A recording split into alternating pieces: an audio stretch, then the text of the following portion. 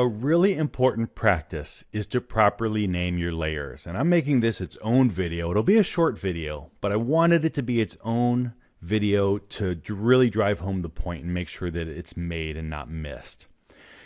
When you name your layers, it makes it much easier to navigate your document. And right now, it doesn't seem that difficult. We've just got a couple layers. It's kind of obvious.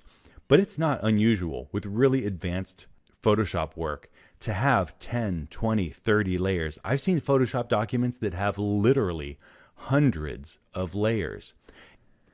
And when they're not named, it can make it super difficult to find layers. It's sort of like on a computer when you just save documents and you don't give them a name. It's just called document 1, document 2, document 3.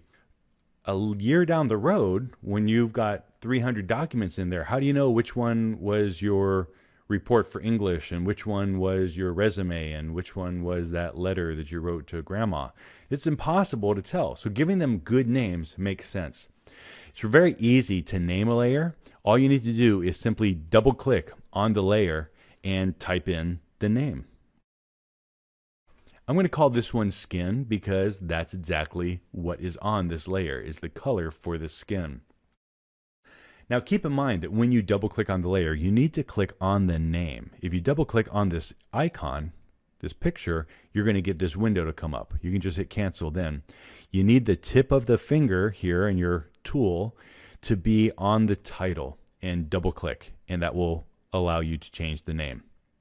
The other thing that you can do is when you create layers, if you use the menu option by going to Layer, New, Layer, it gives you the option then to name the layer right here.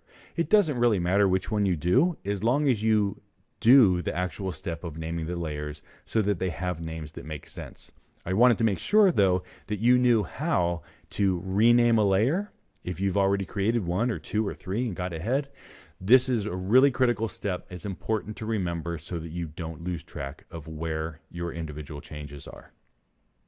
It's a good practice, an important practice for any Photoshop professional, so learn it now while it's still nice and easy.